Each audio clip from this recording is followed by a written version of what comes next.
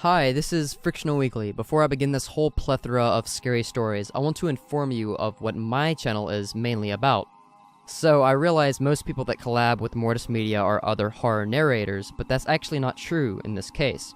So, I make videos mainly dedicated to survival horror games, but don't let that fool you. I still do narrate horror stories here and there, and if they do get enough attention in the future from doing all these collabs, I might create a separate channel dedicated purely to horror narrations because this is something I love to do.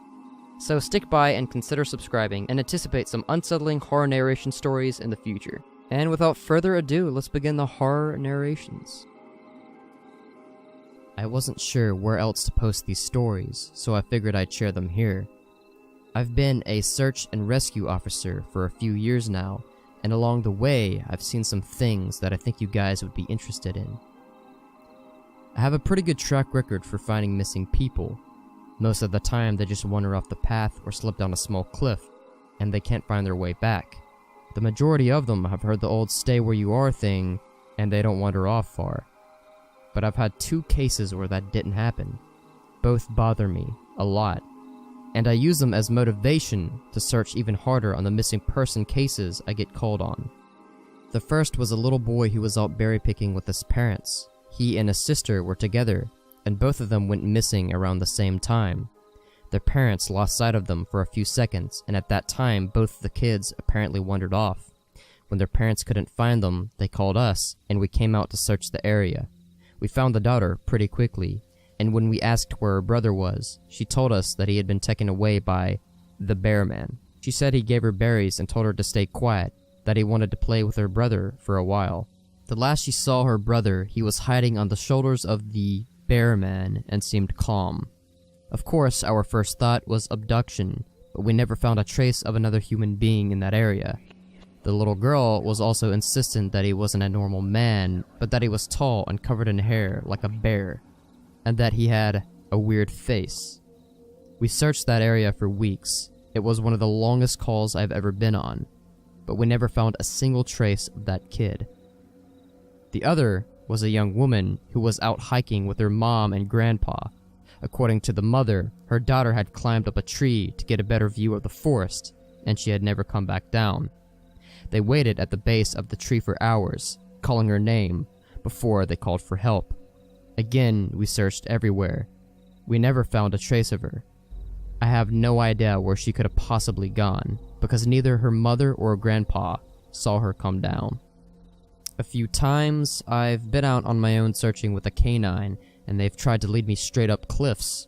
Not hills, not even rock faces. Straight, sheer cliffs with no possible handholds. It's always baffling, and in those cases we usually find the person on the other side of the cliff, or miles away from where the canine has led us. I'm sure there's an explanation, but it's sort of strange. So, one particularly sad case involved the recovery of a body. A 9-year-old girl fell down an embankment and got impaled on a dead tree at the base. It was a complete freak accident. But I'll never forget the sound her mother made when we told her what had happened. She saw the body bag being loaded into the ambulance. She let out the most haunting, heartbroken, well, I've ever heard. It was like her whole life was crashing down around her, and a part of her had died with her daughter. I heard from another SAR officer that she killed herself a few weeks after it happened. She couldn't live with the loss of her daughter. I was teamed up with another SAR officer because we'd received reports of bears in the area. We were looking for a guy who hadn't come home from a climbing trip when he was supposed to, and we ended up having to do some serious climbing to get to where we'd figured he'd be. We found him trapped in a very small crevasse with a broken leg. It was not pleasant. He'd been there for almost 2 days, and his leg was very obviously infected. We were able to get him into a chopper, and I heard from one of the EMTs that the guy was absolutely inconsolable. He kept talking about how he'd been doing fine, and when he had gotten to the top, a man had been there. He said the guy had no climbing equipment, and he was wearing a parka and ski pants. He walked up to the guy, and when the guy turned around, he had no face. It was just blank. He freaked out and ended up trying to get off the mountain too fast, which is why he had fallen. He said he could hear the guy all night, climbing down the mountain and letting out these horrible muffled screams. That story bothered the hell out of me. I'm glad I wasn't there to actually hear it for myself. One of the scariest things I've ever had happen to me involved the search for a young woman who had gotten separated from her hiking group. We were out until late at night because the dogs had picked up her scent. When we found her, she was curled up under a large rotted log. She was missing her shoes and pack, and she was clearly in shock. She didn't have any injuries, and we were able to get her to walk back with us to the base ops. Along the way, she kept looking behind us and asked why that big man with black eyes was following us. We couldn't see anyone, so we just wrote it off as some weird symptom of shock. But the closer we got to the base, the more agitated this woman got. She kept asking me to tell him to stop making faces at her. At one point she stopped and turned around and started yelling in the forest, saying that she wanted him to leave her alone. She wasn't going to go with him, she said, and she wouldn't give us to him. We finally got her to keep moving, but we started hearing these weird noises coming from all around us. It was almost like coughing, but more rhythmic and deeper. It was almost insect-like. I don't really know how else to describe it. When we were within site base ops, the woman turns around to me, and her eyes are about as wide as I can imagine a human could open them. She touches my shoulder and says, "He says to tell you to speed up. He doesn't like looking at the scar on your neck." I have a very small scar on the base of my neck, but it's mostly hidden under my collar. I have no idea how this woman saw it. Right after she says that, I hear that weird coughing right in my ear, and I just about jumped out of my skin. I hustled her to ops, trying not to show how freaked out I was, but I have to say I was really happy when we left that area that night. This is the last one I'll tell, and it's probably the weirdest story I have. Now, I don't know if this is true in every SAR unit, but in mine, it's sort of an unspoken regular thing we run into. You can try asking about it with other SAR officers, but even if they know what you're talking about, they probably won't say anything about it. We've been told not to talk about it by our superiors, and at this point we've all gotten so used to it that it doesn't seem weird to anyone anymore. On just about every case where we're really far into the wilderness, and I'm talking about 30 or 40 miles, at some point we'll find a staircase in the middle of the woods. It's almost like if you took the stairs in your house, cut them out, and put them in the forest. I asked about it the first time I saw some, and the other officer just told me not to worry about it, and that it was normal. Everyone I asked said the same thing. I wanted to go check them out, but I was told very empathetically that I should never go anywhere near them. I just sort of ignore them now when I run into them because it happens so frequently. The stairs. They come in a variety of shapes, sizes, styles, and conditions. Some are pretty dilapidated, just ruins, but others are brand new. I saw one that looked like they came from a lighthouse. They were metal and spiral, almost old-fashioned. The stairs didn't go up infinitely, or further than I can see, but some sets are taller than others. Like I said before, just imagine the stairs in your house, as if someone cut-pasted them in the middle of nowhere. I don't have any pictures. It's never really occurred to me to try again after the first time, and I don't really feel like risking my job over it. I'll try again in the future, but I can't really promise anything. A few times people also expressed confusion about the guy who ran into the man with no face. Just to clarify, when the climber ascended and reached the top of this peak, he saw another man in a parka and ski pants. This was the man with no face. Sorry about the confusing wording of that story. I'll try to avoid that in the future. Alright, on to the new stories. As far as missing persons go, I'd say about half the calls I get are related to that.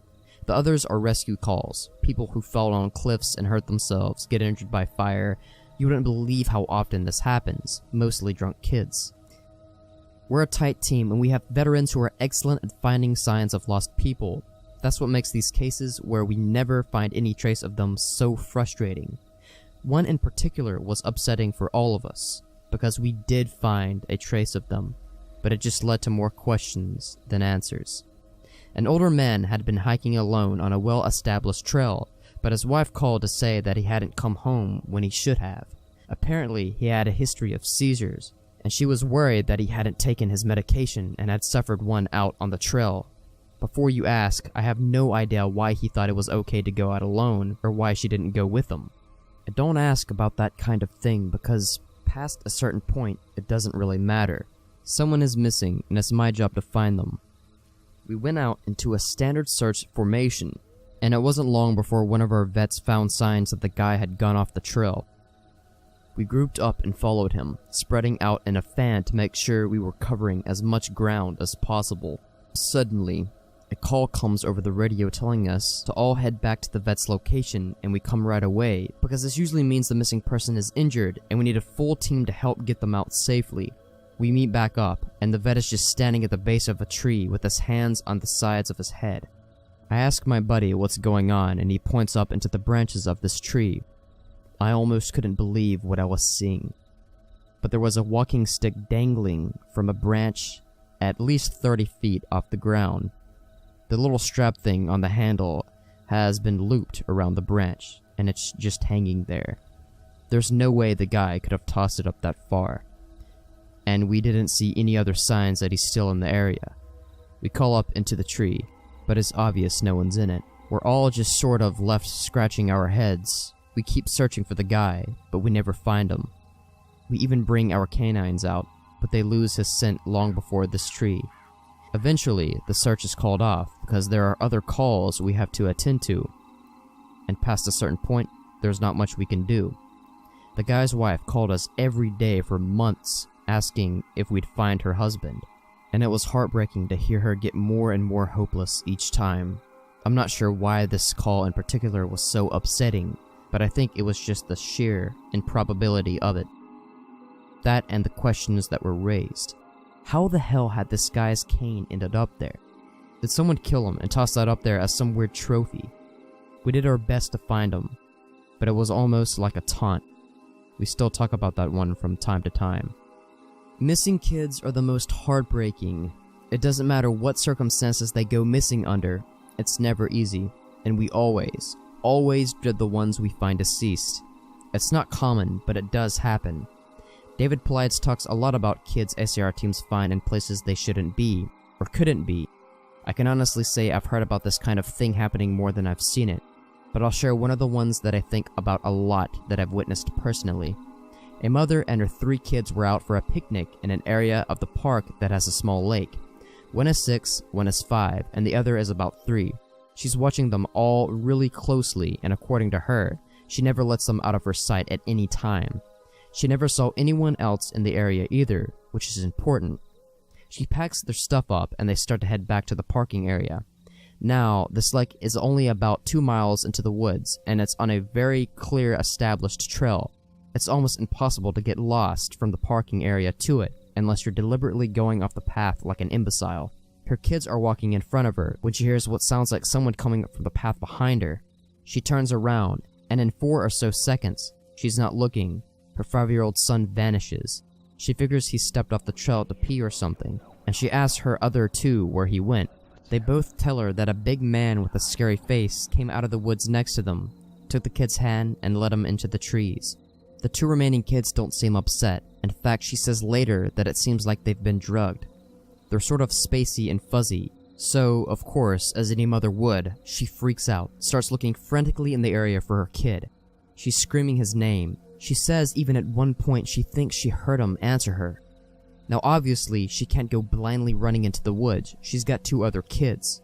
So she calls the police and they send us out immediately. We respond and we start the search for him. Over the course of this search, which spans miles, we never find a single trace of the kid. Canines can't pick up any scent. We don't find any clothing or broken bushes or literally anything that would signify a child being there. Of course, there's suspicion about the mother for a while, but it's pretty clear that she's completely destroyed by the whole thing. We looked for this kid for weeks with a lot of volunteer and help, but eventually the search peters out and we have to move on. The volunteers keep searching though, and one day we get a call on the radio letting us know that a body has been found and needs to be recovered. They tell us the location and none of us can believe it. We figure it has to be a different kid, but we go out there about 15 miles from the site where he vanished, and sure enough, we find the body of the kid we've been looking for. I've been trying to figure out how this kid got where he did since we found him, and I've never come up with an answer. A volunteer just happened to be in the area, because he figured he might as well look in places no one else would think to on the off chance the body had been dumped. He comes to the base of a tall, rocky slope, and halfway up, he sees something. He looks through his binoculars, and sure enough, it's the body of the little boy, stuffed in a little opening in the rock. He recognizes the color of the kid's shirt, so he knows right away that it's the missing boy. That's when he calls it in, and we're dispatched. It took us almost an hour to get his body down, and none of us could believe what we were seeing. Not only was this kid 15 miles from where he started, there was no possible way he could have gotten up there on his own. The slope is treacherous, and it's even hard for us with our climbing gear to get up there. A 5-year-old boy had no way of getting up there, that I am certain. Not only that, but the kid doesn't have a scratch on him, and his shoes are gone, but his feet aren't damaged or dirty at all. So it wasn't as if an animal dragged him up there. And from what we can tell, he hasn't been dead for that long. He's been up there for over a month by that point, and it looked like he'd only been dead for, at most, a day or two. The whole thing was unbelievably strange, and was one of the most disconcerting calls I've ever been on. We found out later that the coroner determined that the kid had died from exposure. He'd frozen to death, probably late at night 2 days before we found him. There were no suspects and no answers. To date, it's one of the weirdest things I have ever seen. One of my first jobs as a trainee was a search op for a 4-year-old kid that had gotten separated from his mom. This was one of those cases what we knew we were gonna find because the dogs were on a strong scent trail, and we saw clear signs that he was in the area. We ended up finding him in a berry patch about half a mile from where he'd last been seen. Kid wasn't even aware that he'd wandered off that far. One of the vets brought him back, which I was glad because I'm not really good with kids and I find it hard to talk to them and keep them company. As my trainer and I are headed back, she decides to take me on a detour to show me one of the hotspots where we tend to find missing people. It's a natural dip in the land near a popular trail, and people will usually move downhill because it's easier. We hike out there, it's a few miles away, and we get there in about an hour or so. As we're walking around the area and she's pointing out places she's found people in the past, I see something in the distance. Now, this area where we're in is about 8 miles from the main parking area, though there's back roads you can take to get closer if you don't want to hike that far. But we're on state-protected land, which means there can't be any kind of commercial or residential development out there. The most you'll ever see is a fire tower or makeshift shelter that homeless people think they can get away with building. But I can see from here that whatever this thing is has straight edges. And there's one thing you learn quickly. It's that the nature rarely makes straight lines. I point it out, but she doesn't say anything. She just hangs back and lets me wander over and check it out. I get within about 20 feet of it, and all the hair on the back of my neck stands up. It's a staircase, in the middle of the fucking woods. In the proper context, it would literally be the most benign thing ever. It's just a normal staircase with beige carpet and about 10 steps tall. But instead of being in a house, where it obviously should be, it's out here in the middle of the fucking woods. The sides aren't carpeted, obviously, and I can see the wood it's made of. It's almost like a video game glitch, where the house has failed to load completely and the stairs are the only thing visible. I stand there, and it's like my brain is working overtime to try to make sense of what I'm seeing. My trainer comes and stands next to me, and she just stands there casually, looking at it as if it's the least interesting thing in the world. I asked her what the fuck is this thing doing here in the middle of the woods, and she just chuckles. She says, "Get used to it, rookie. You're gonna see a lot of them." I start to move closer, but she grabs my arm, hard. "I wouldn't do that," she says. Her voice is casual, but her grip is tight, and I just stand there looking at her. "You're gonna see them all the time, but don't go near them. Don't touch them, don't go up to them, just ignore them. I start to ask her about it, but something in the way she's looking at me tells that it's best if I don't. We end up moving on, and the subject doesn't come up again for the rest of my training. She was right though. I'd say about every 5th call I go on, I end up running across a set of stairs. Sometimes they're relatively close to the path, maybe within 2 or 3 miles. Sometimes they're 20, 30 miles out, literally in the middle of nowhere. And I find them during the broadest searches or training weekends. They're usually in good condition, but sometimes it looks like they've been out there for miles. All different kinds, all different sizes. The biggest I ever saw looked like they came out of a turn-of-the-century mansion, and were at least 10 feet wide, with steps leading about at least 15 to 20 feet. I've tried talking about it with people, but they just give me the same responses my trainer did. It's normal, don't worry about it, they're not a big deal. But don't go close to them or up to them.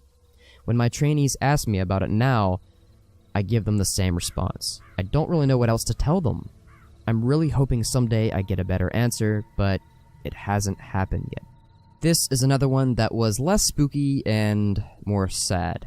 A young woman went missing late in winter, when realistically no one should be going that far onto the trails. We close a lot of them, but some remain open year-round, unless there's a shitload of snow. We didn't opt for them, but we had about 6 feet of snow on the ground. It was an unusually heavy snow year, and we knew it wasn't likely that we'd find them until spring when the thaw came. Sure enough, when the first big thaw came, a hiker reported a body little ways up the main trail. We found him at the base of a tree, in a pile of melted snow. I knew right away what had happened, and it scared the living shit out of me. Most of you who ski or snowboard, or spend any amount of time in the mountains, will probably have guessed too. When the snow falls, it doesn't collect as thick as the areas beneath the branches. It happens with most fir trees, because they have a sort of closed umbrella shape. So what you end up with is a space around the base of a tree that's filled with a mixture of loose, powdery snow, air, and branches. They're called tree wells, and they're not immediately obvious if you don't know what you're looking for. We put signs in the welcome center, big ones, letting people know on how dangerous they are. But every year that we get an unusual amount of snow, at least one person doesn't read them, or doesn't take the warning seriously, and we find them out about in the spring. My best guess is that this young man was hiking and got tired, or maybe a cramp from walking in the deep snow. He went to go sit at the base of a tree, not knowing there was a tree well, and fell in. He got stuck with his feet up, and the surrounding snow caved around him. Unable to free himself, he suffocated. It's called snow immersion suffocation, and it doesn't usually happen except in really deep snow. But if you get stuck in a weird position like this guy did, even 6 feet of snow can be lethal. What scared me the most was imagining how he must have struggled. Upside down in the freezing snow, I can assure you he did not die quickly. The snow would have formed a dense, heavy pile on top of him, and it would have literally been impossible to get out. As it got harder to breathe, he would have known what was happening. I can't even imagine what he was thinking in his last moments. A lot of my less outdoorsy friends want to know if I've ever seen the Goat Man while I've been out on calls. Unfortunately, or I guess fortunately, I've never had quite anything like that happen. I guess the closest was the whole black-eyed man thing, but I didn't see anything. However, there was one call where I had something kind of similar happen, but I'm not sure if I'm willing to chalk it up as the Goat Man. We got in a report that an older woman had fainted along one of the trails and needed assistance getting back down to the main area. We hike up to where she's at, and her husband is just beside himself. He runs, well, I guess more jogs to us, and tells us that he was a little more ways off the trail looking at something when his wife starts screaming behind him. He says he runs back to her and she passed out on the trail. We get her on the backboard, and as we're getting her down to the welcome center, she comes to and starts screaming again. I calm her down and ask her what happened. I can't remember verbatim what she said, but essentially what happened was this. She'd been waiting for her husband when she started hearing this really strange sound. She said it was this. She'd been waiting for her husband when she started hearing this really strange sound. She said it sort of sounded like a cat, but it was somehow off, and she couldn't quite figure out why. She went a little ahead to try to hear it better, and it sounded like it was coming closer. She said the closer it got, the more uneasy she was, until finally she figured out what was wrong. I do remember this next part, because it was so weird that I don't think I could forget if I tried. It wasn't a cat, it was a man saying the word meow over and over. Just meow, meow, meow. But it wasn't a man. It couldn't have been, because I've never heard a man make this voice buzz like that. She said she thought her hearing aid was going out, but it wasn't. She says she adjusted it and it sounded like it was still buzzy. It was awful, she said. He was coming closer, but I couldn't see him, and the closer he got, but the more scared she was. And the last thing she remembers was a shape coming out of the trees. I guess that's when she fainted. Now obviously I'm a little perplexed as to why a guy would be out in the fucking woods chanting meow meow at people. So once we got down to the mountain, I tell my superior that I'm gonna go search the area to see if I can find anything. He gives me the go-ahead, and I grab the radio and hike back to where she fainted. I don't see anyone, so I keep going about a mile or more, and when I head back, I go off the trail, so I can figure out where she saw him coming from. It's almost sunset by this point, and I don't have any desire to be out at night alone, so I just sort of write it off and make a mental note to check out again tomorrow. But as I'm headed back, I start hearing something in the distance. I stop, and I call out for anyone in the immediate area to identify themselves. The sound didn't come closer or get louder, but it sounded exactly like the man saying, meow, meow, in this really odd, monotone voice. As comical as it makes it sounds almost like that guy on South Park with the electrolarynx, Ned. I go off the trail in the direction I think it's coming from, but I never see it get closer. But it never seemed to get closer. It's almost like it's coming from all directions. Eventually, it just sort of fades out, and I ended up going back to the Welcome Center. I didn't get any further reports like that, and even though I went back to that same area, I never heard the exact same sound again. I suppose it could have been some stupid kid out there fucking with people, but I have to admit, it was weird. The first happened on a case that I went out on right after I got out of training, and I was still pretty new to everything.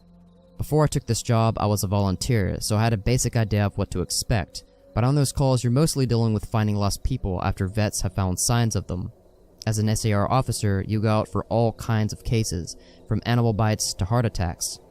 This case got called in early in the morning, from a young couple who were up on one of the trails that goes by a lake. The husband was completely hysterical, and we couldn't really figure out what was going on. We could hear the woman screaming in the background, and he was begging us to come up there right away.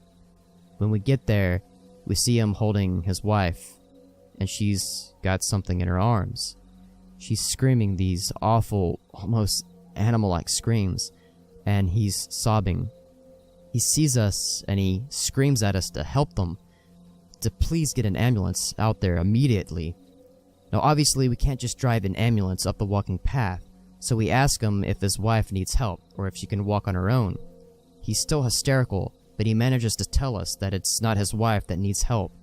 I go over while one of the vets tries to calm him down, and I ask the wife what's going on. She's rocking, holding something, and just shrieking over and over. I crouch down to see whatever she's holding. It's covering her with blood. That's when I notice the sling on her front, and my heart sinks. I ask her to tell me what's going on, and I sort of pry her arms gently open so I can see what she's holding. It's her baby, obviously dead.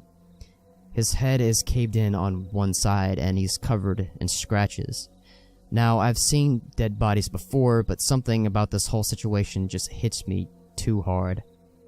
I have to take a second to compose myself, and I get up and go get one of the other vets who's standing by. I tell him that it's a dead kid, and he sort of pats my shoulder and tells me that he'll deal with it. It took us over an hour to get this woman to let us see her kid. Every time we try to take him from her, she flips out and tells us we can't have him, that he'll be okay if we just leave her alone and let her help him. But eventually, one of the vets manages to calm her down, and she gives us the body. We took it back to the med area, but when the EMTs showed up, they just told us that there was no hope of saving the kid. He died instantly from the trauma to his head. I was good buddies with one of the nurses who met them at the hospital, and she told me later what had happened. Turns out the couple had been walking with the baby in the sling, and they stopped because the kid was fussing. So the dad takes the kid and is holding him, looking out over this gully by the path. The mom comes to stand next to him, but she ends up stepping on a loose patch of soil and she trips. She falls onto the dad, who drops the kid, who ends up falling about 20 feet down this little gully path onto rocks at the bottom. The dad climbed down to recover the kid, but he'd fallen right on his head, and was dead by the time he got there. The baby was only about 15 months old, and it was a total freak accident. A series of events that coalesced into the worst possible outcome. Probably one of the most awful calls I have ever been on. I haven't seen a lot of animal bites in my time as an SAR officer, mostly because there aren't that many animals that come around the area. While there are bears in the area, they tend to stay pretty far away from people, and sightings are highly unusual. Most of the animals you see are small ones, like coyotes, raccoons, or skunks. We do see frequently, though, moose. And let me tell you, moose are pretty nasty fuckers. And God help if you get in between a female and its baby. One of the more amusing calls was of a guy who got chased in by an absolutely massive male moose and was stuck up in a tree. It took us almost an hour to get him down, and when he was finally on solid ground again, he looks at me and says, "God damn, them fuckers is big up close." I guess that's not really a scary story, but we still laugh about that one. I honestly don't know how I'd forgotten about the story, but it is by far the scariest thing that's happened to me. I guess my brain was trying to forget about it. I guess it's almost like post-traumatic amnesia. It just didn't come to mind right away. I don't know. As someone who spends literally all their time in the woods, you don't ever want to let yourself get scared of being alone or out in the middle of nowhere. That's why when you have experiences like this, you tend to just forget about them and move on. This is, to date, the only thing that's ever made me seriously reconsider if this job is the right one for me. I don't really like talking about it much, but I'll do the best I can to remember it all. As I recall, this took place right at the end of spring. It was a typical lost child call. A 4-year-old girl had wandered away from her family's campsite and had been missing for about 2 hours. Her parents were completely despondent and told us what most parents do. My kid would never run away. She's so good about staying close. She's never done anything like this before. We assured the parents that we'll do everything we can to find her, and we spread out in a standard search formation.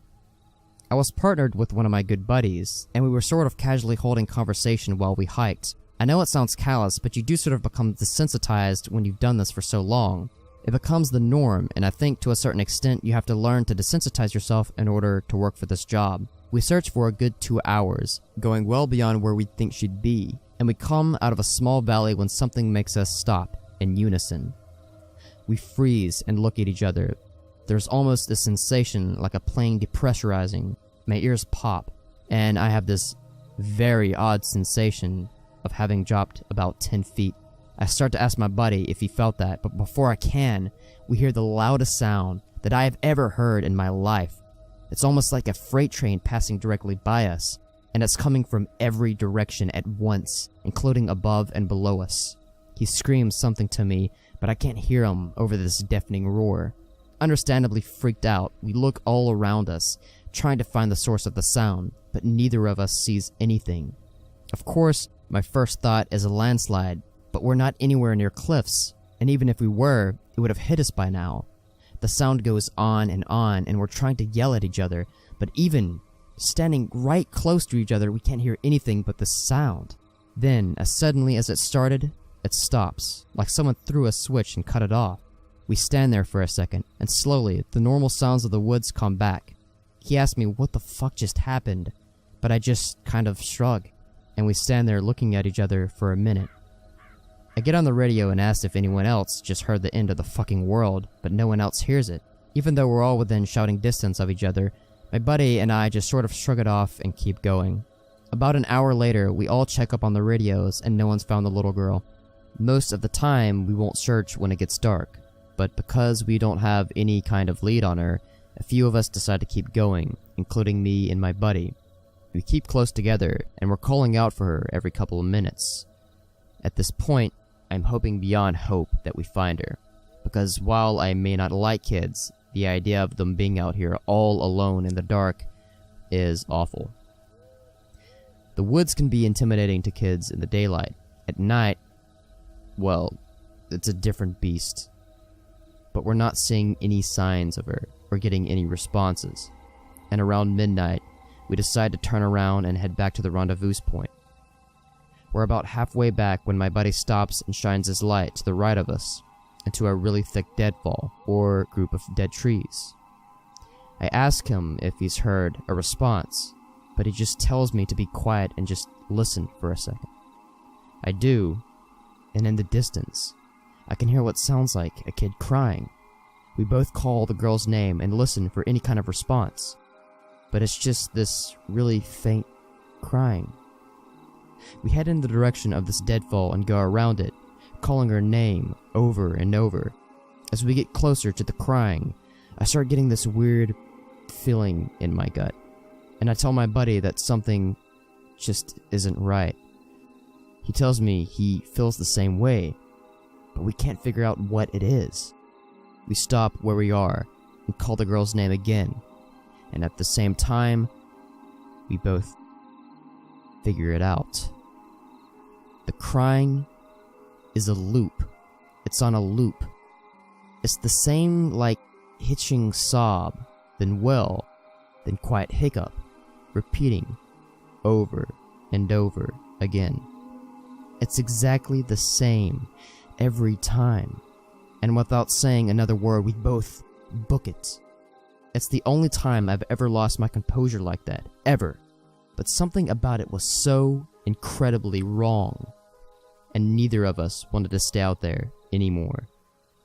When we got back to the rendezvous point, we asked if anyone else had heard anything strange, but no one else knew what we were talking about. I know it sounds sort of anticlimactic, but that call fucked me up for a long time. As for the little girl, we never found a trace of her. We keep an eye out for her, and all the other people who we've never found, but frankly, I doubt we'll ever find anything. Of the missing person calls I've gone out on, only a handful have resulted in a complete disappearance, meaning no trace of the person and no body ever found. But sometimes, finding a body just leads to more questions than answers. Here are some of the bodies we found that have become infamous in our team. A teenage boy whose remains were recovered almost a year after he vanished. We found the top of his skull, 2 finger bones, and his camera about 40 miles from where he'd last been seen. The camera, sadly, was destroyed. The pelvis of an older man who had vanished a month earlier. That was all we found. The lower jaw and right foot of a 2-year-old boy on the highest peak of a ridge in the southern part of the park. The body of a 10-year-old girl with Down syndrome, almost 20 miles from where she'd last vanished. She died of exposure 3 weeks after going missing, and all of her clothes were intact except her shoes and jacket. There were berries and cooked meat in her stomach when they did the autopsy. The coroner said it appeared as if someone had been taking care of her. There were no suspects ever identified. The frozen body of 1-year-old baby found a week after vanishing in the hollow trunk of a tree 10 miles from the area he was last seen. There was fresh milk found in his stomach, but his tongue was gone. A single vertebra and right kneecap of a 3-year-old girl found in snow almost 20 miles from the campground her family had been at the previous summer. Now onto a couple of the stories my friend told me. I mentioned that you were all interested in the stairs, and you're in luck. He's had a closer encounter with them. Though he doesn't have any explanation for them, he does have a bit more experience with them than I do. My buddy has been an SAR officer for about 7 years. He started when he was a junior in college, and he had a similar experience when he encountered the stairs. His trainer told him almost the same thing mine did, which was to never go near, touch, or ascend them. For the first year, he did just that, but apparently his curiosity got the better of him, and on one call, he broke away from the line and went to go check a set of them out. He said they were about 20 miles from the path where a teenage girl had vanished, and the dogs were following a scent. He was on his own, lagging behind the main group, when he saw a set of stairs off to his left. They looked like they were from a new house because the carpeting was pristine and white. He said that as he got closer, he didn't feel any different, or hear any weird noises. He was expecting something to happen, like bleeding from his ears or collapsing, but he got right up next to them and didn't feel anything. The only thing he said that was odd was that there was absolutely no debris on the steps. No dirt, leaves, dust, anything. And there didn't appear to be any signs of an animal or insect activity in the immediate area, which he found strange. It was less like things were avoiding them, and more like they just happened to be in a relatively barren part of the forest. He touched the stairs and didn't feel anything except that sort of sticky feeling you get from new carpet. Making sure his radio was on, he slowly climbed the stairs. He said it was terrifying, because the way they'd been stigmatized, he wasn't really sure what was going to happen to him.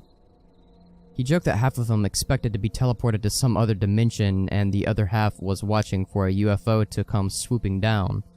But he got to the top with a little event, and he stood there looking around.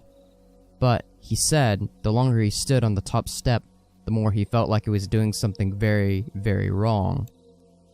He described it as the feeling you'd get if you were a part of the government building you have no business being in, as if someone was going to come and arrest you or shoot you in the back of the head at any second. He tried to brush it off, but the feeling got stronger and stronger, and that's when he realized that he couldn't hear anything anymore. The sounds of the forest were completely gone, and he couldn't even hear his own breathing. It was like some kind of weird, awful tinnitus, but more oppressive. He climbed back and rejoined the search, and didn't mention what he had done. But he said the weirdest part came after. His trainer was waiting back at the welcome center after the search ended for the day, and he cornered my buddy before he could leave. He said his trainer had a look of intense anger, and he asked what was wrong. "You went up to them, didn't you?" My buddy said it wasn't phrased as a question. He asked how his trainer knew. The trainer just shook his head. "Because we didn't find her. The dogs lost her scent." My buddy asked what that had to do with anything. The trainer asked how long he'd been on the stairs, and my buddy said no more than a minute. The trainer gave him this really awful, almost dead-eyed look, and told him that if he ever went up to another set of stairs again, he'd be fired. Immediately. The trainer walked away, and I guess he's never answered any of the questions my buddy has asked him about it since. My buddy has been involved in a lot of missing person cases where there has never been a trace of them found. I mentioned David Paulides, and my buddy said he can confirm that the stories are, for the most part, accurate. He said that most of the time, if a person isn't found right away, they're either never found, or they're found weeks, months, or years later, in places they can't possibly have gotten to. One story he told me really stood out that involved a 5-year-old boy with a severe mental disability. The little boy vanished from a picnic area in the late fall. In addition to the mental disability, he was also physically handicapped, and his parents explained over and over that he simply could not have vanished. It was impossible. Someone had to have taken him.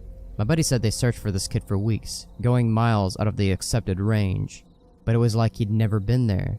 The dogs couldn't pick up his scent anywhere, not even in the picnic area where he had apparently vanished from. Suspicion fell on the parents, but it was pretty clear that they were devastated and hadn't done anything sinister to their kid. The search was concluded about a month later, and my buddy said that everyone had pretty much forgotten about it later in the winter. He was out on training op in the snow, and in one of the higher peaks when he came across something in the snow. He said he saw it from far away at first, and when he got closer, he realized it was a shirt, frozen and sticking part way out of the powder. He recognized it as belonging to a kid, because it had a distinctive pattern. About 20 yards away, he found the kid's body, laying partially buried in the snow. My buddy said that there was no way the kid had been dead for any more than a few days, even though he'd been missing for almost 3 months. The kid was curled around something, and when my buddy brushed off the snow to see what it was, he said he almost couldn't believe what he was seeing. It was a big chunk of ice that had been carved crudely to look sort of like a person. The kid was holding it so tight that it had frostbitten his chest and hands, which my buddy could tell with the decay that had taken place. He radioed the rest of the crew, and they took the body off the mountain. Now he recapped all this for me. And to put it simply, there was no way this kid could have both survived for 3 months on his own or had gotten to this peak. There was no physical way this child could have walked about 50 miles and ended up at the top of this goddamn mountain. To top it all off, there was nothing in this kid's stomach or colon. Nothing, not even water. It was like, my buddy said, the kid had been taken off the face of the earth, put in suspended animation, and dropped on this mountain months later, only to die of exposure. He's never really gotten over that one. The last story I'll share from him was one that took place relatively recently, only a few months ago. They were out doing recon for mountain lions, because there had been several reports of sightings in the last couple of days. One of our jobs is to scout out the areas where these animals are seen to ensure that if they are in the area, we can warn people and close off the trails. He was out on his own in a very heavily forested part of the park toward dusk when he heard what sounded like a woman screaming in the distance. Now, as most of you know, when a mountain lion screams, it almost sounds exactly like a woman being brutally murdered. It's unsettling, but far from abnormal. My buddy radioed back and let Ops know that he'd heard one, and that he was going to keep going to see if he could figure out where its territory started. He heard the mountain lion scream a couple more times, always from the same spot, and determined the approximate area of the lion's territory. He was about to head back when he heard another scream, this time within only a few yards of him. Of course, he freaks out and starts heading back at a much faster pace, because the last thing he wants is to run into a goddamn mountain lion and get mauled to death. As he got back on the path, he started heading back. The screaming followed him, and he broke into a jog. When he was about a mile from the Ops, the screaming stopped, and he turned around to see if it was following him. It was almost night by this point, but he said in the distance, just before the path rounded a corner, he could see what looked like a male figure. He called out to them, warning them that the paths were closed, and that he needed to come back to the welcome center. The figure just stood there, and my buddy started to walk over. When it was about 10 yards away, the figure took, as he described, an impossibly long step toward him, and let out the same scream my buddy had been hearing. My buddy didn't even say anything. He just turned and sprinted back to the Ops, never looking behind him. By the time he got back, the screaming had moved back into the woods. He didn't mention it to anyone else, just that there was a mountain lion in the area and that they would need to close those paths until the animal could be located and moved. KD is a vet who had been an SAR officer for about 15 years. She specializes in high-elevation mountain rescues and is widely considered one of the best in her field. She is one of the more enthusiastic storytellers, and since we're together a fair amount during exercises, she ended up telling me about 4 that really stuck with me. The first she told me in response to my asking about her traumatic calls. She shook her head and told me that really bad calls happen more frequently on the mountain, since the potential for nasty accidents is higher. About 5 years ago, one of the parks she worked at had a sting of disappearances. It was a bad year, she said, one of the worst on record as far as weather went. They were getting about a foot of new snow every couple of days, and there were about a few avalanches that killed some climbers. They warned people about staying on the mapped areas, but of course there's always those who don't listen. In one particularly nasty case, an entire family got wiped out because the father decided he knew better than the officials, and he took them out into an area that wasn't safe. There was snowshoeing, and as best KD could figure, they'd walked onto a shelf of snow that looked solid, but it wasn't. And this family went ass over to kettle, almost 300 feet down a slope. They landed on the rocks at the bottom, and the parents died instantly. One of the kids did as well, but the other 2 survived. One had a broken leg and fractured ribs. and the other was almost unharmed, save from some bruising and a sprained ankle. The uninjured child left his sibling behind and set to find help. Katie said the kid didn't make it more than half a mile before the storm overtook him.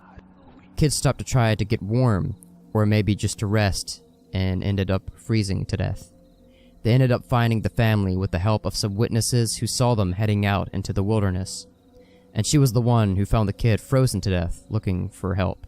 She said it started to snow, just enough to obscure long-distance vision, but not enough to make searching impossible.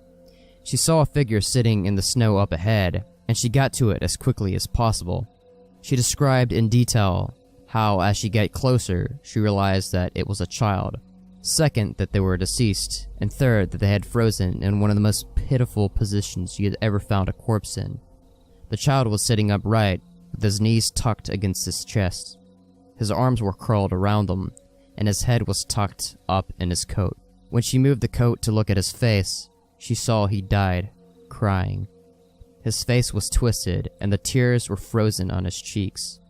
She said it was painfully obvious that the kid was terrified when he succumbed to hypothermia, and as a mother, it broke her heart. She told me, repeatedly, that she hopes the father is burning in hell as we speak. The other traumatic story she told me that stood out in my mind was one that happened when she was a rookie. Her team got a report of an experienced climber who hadn't come home the previous day. His wife was convinced that something bad had happened, because he'd never failed to come home on time. They went out looking for him, and had to climb what sounded like some very technically challenging parts of the mountain. They got to a relatively flat area, and Katie started to see blood in the snow. She followed the trail of blood, and as she went, she started seeing little bits of tissue. She wasn't exactly sure what body part it had come from, but the farther she followed, the more there was. She follows this blood and tissue trail to a sheltered area under a cliff face, and she finds the climber. She said there was so much blood, more than she'd ever seen before. He was lying face down, one arm stretched in front of him, as if he had died, crawling. She looks closer and sees that he'd been partially disemboweled, which is where the tissue she had seen had come from. The guy has an ice pick tucked in a hip holster, and it's covered in blood. Of course, they'll never be sure exactly what happened, but she said as she best can figure, this is what went down. The guy had been attempting to climb up to the next area, and had been using his ice axe to ascend. He'd probably hit a loose patch and had fallen, and on the way down, or possibly where he'd landed, he'd gotten impaled by the axe, and it disemboweled him. He dragged himself along, tearing pieces of himself out as he went, and had died under the cliff face. She isn't terribly bothered by gore, but I guess a few of the guys who came to help her remove the body threw up when they turned him over, and a good portion of his intestines spilled out. I mentioned to her that I was interested in hearing about any experiences she had with people completely disappearing, and her eyes lit up, and she leans in close to me. "Wanna hear a real doozy?" she asked. She tells me about how, when she first started, there was a case that got a lot of attention in the media. A family had been out berry picking in an area of the forest very close to the entrance of the park. They had 2 little boys, both under the age of 5, and at some point during the day, one of them vanishes. There was an absolutely massive search, and they found absolutely nothing. It's another one of those cases where it's like the kid was never even existent in the first place. The dogs just sit down and don't pick on anything. No trace of the kid is found. The search goes on for about 2 months, but eventually it's called off. Fast forward to 6 months later, the family comes back to place flowers at a memorial that's been set up there for the kid. They bring their other son. While they're placing the flowers, they lose sight of the kid for about 3 seconds, and in that span of time, he vanishes too into thin air. Now obviously, the parents are beyond devastated. It's awful enough to lose one child, but to lose another at the memorial for your other lost child is just terrible. The search is huge, one of the largest in state history. There are about 300 volunteers combing every inch of this park looking for the kid. But again, there is absolutely no trace of him. The search goes on for about a week, with people looking for miles at the park he had vanished from. And then, almost 2 weeks later, a volunteer almost 15 miles from the designated search area radios in that he's found the kid. They assume that the kid was dead, but the volunteer says that he's not only alive, but he's in good shape. Katie and her team go out to recover the kid, and when they get there, she can't believe that this is the kid that's been missing. His clothes are clean, there's no dirt on him anywhere, and he doesn't appear traumatized. The volunteer says he found the kid sitting on a log, playing with another twig bundle that's bound together with some old rope. Katie asks him where he's been, who he was with for those 2 weeks, and the kid tells her he's been with this fuzzy man. Now Katie firmly believes in Bigfoot, so she gets all excited and asks what he means by fuzzy. Was he hairy? But the kid says no, he wasn't hairy. He was a fuzzy man, and he describes a man that's blurry. Like when you close your eyes, but not all the way. He says the man came out of the trees and took the kid with him deep into the woods. The kid says he slept in a hollow tree, and the fuzzy man gave him berries to eat. Katie asked if the man was mean, if he scared the kid, and the kid says no, he wasn't scary, but I didn't like that he didn't have eyes. Katie says they get the kid back to the headquarters and a cop takes him into town to talk to him about what happened. She's friends with the cop that talked to him, and she said the kid described being kept in this tree by the fuzzy man and given berries whenever he was hungry.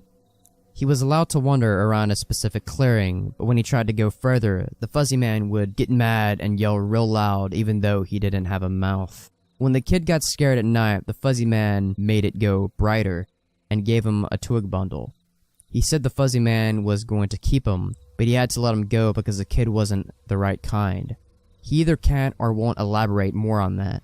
The cops are just sort of left scratching their heads, and the search for his brother is renewed with no results. The kid has no idea where his brother might be, and they never find him. The last story that Katie told me was of something that happened to her when she got separated from her training group when she was a rookie. They were learning the basics of high elevation belaying on a well-mapped side of the mountain, and she had to use the bathroom. She went off about 50 yards from the group during a meal break and did her business. I'll tell the rest exactly as she told it to me. So, I go to take a piss, and when I'm done, I start going back to the group. But I've only gotten about 5 feet when I realize that I have no idea where I am. And this wasn't a, oh, I got turned around loss. I mean, I had literally no fucking clue where I was. If you'd ask me, I don't even think I'd be even able to tell what state we were in. It was sort of like I imagine people with amnesia would feel, you know? You're completely lost and you have no idea what to do. So I stood there for a while, just trying to figure out where the fuck I am and what I was supposed to do. But the longer I stand there, the more confused and turned around I get, so I start walking. As I recall, I just picked a random direction and went for it. And as I'm walking, it's just getting worse and worse to the point to where I have no concept of why I'm on the mountain in the first place. It's kind of inside of my head almost, like if a frog could talk, all low and croaky. And it's telling me over and over, it's okay, you just need to find something to eat. Find something to eat and you'll be all okay. Just keep walking and find something to eat. Eat. So I start looking around for anything that I can eat, and I swear to God I've never felt that hungry in my whole entire life. It was bottomless, and I think I'd eaten just about anything you put in front of me right then. I had no concept of time, so I had no idea how long I had been out there when I hear an actual voice coming toward me. I go toward it and see one of the other SARs, and he looks fucking terrified. He's running toward me, asking if I'm okay and what the hell I'm doing out here. And the scary thing was, as he's running toward me, I kind of see myself reaching into my belt for my hunting knife. I'm not even really thinking of what I'm doing, but what I am thinking is that I have to eat. If I don't eat, I'll never be okay, so I have to eat. He sees me, and that kind of snaps me back. All of a sudden, I know exactly where I am. I put the knife away, I run to him and ask him how long I've been gone, thinking he'll tell me I've been gone for half an hour or so. But he tells me I've been gone for 2 fucking days. I've gone over 2 peaks and ended up almost on the other side of the mountain, and if I'd keep going, I would have ended up wandering into about 300 miles of wilderness. They'd never have found me. He can't believe I'm not dead, and of course I don't know what the fuck to think. To me, no time has passed at all. I don't say anything. I just go back with them to the rendezvous point, and I'm taken back to the HQ and airlifted to the hospital. When I get there, there's all kinds of tests, and they try to figure out what happened.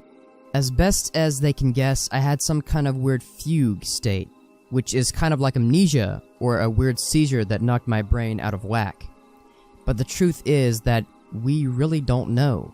It's never happened again, but I'll tell you, ever since then, I never go out there alone. People rag on me for making them come with me when I have to leave the group. But I tell them that listening to me piss in the snow is better than losing me for 2 fucking days on a freezing mountain. The next person I talked to was EW, a former trainer who now works as an EMT. He still comes to ops like this to help out, but he doesn't work full-time for us anymore. And he just seemed to have a sixth sense when it came to knowing where they'd gone. He's a legend among the more senior vets, but he gets embarrassed if you compliment him on his work. He sat down with me at dinner one evening, and we ended up swapping stories. Most of them were just casual, but when we got on the subject of our weirder calls, I mentioned that I had been a buddy who'd gone up a set of stairs. He got kind of quiet and asked me if I heard of a little boy who disappeared from his park a few years back. I hadn't, so he told me this story. They were out looking for this 11-year-old boy, Joey, who had been gone missing near a river. Of course, the first thought was that he'd fallen in and drowned. They led SAR officers away from the river and up into a very densely forested area. We search in a grid pattern, and we search every box of the grid incredibly thoroughly. What EW's team noticed right away was that a very strange pattern was emerging. Dogs in alternating boxes were picking up Joey's scent, but losing it when they overlapped with another box. If you think of a checkerboard, Joey's scent was being picked up in random black squares, but never in red. This, of course, didn't make any sense, because how could he possibly bounce from one area to another without leaving a scent in each place he'd passed? EW and his partner pass into a new box of the grid, and EW notices a set of stairs about 50 yards away. He tells his partner that they need to go check near it, but his partner flat out refuses. He tells EW that he's made it to the point never to go near any stairs he sees, and that, while it may be routine, he's not to pretend that it's normal. He tells EW that he'll wait in sight while EW checks. EW says he was irritated, but he felt for the guy and didn't push him on the subject. I walked over to the stairs. They were small, kind of like stairs into a basement. I don't really feel strongly one way or another about them, the stairs I mean, so I wasn't scared or anything.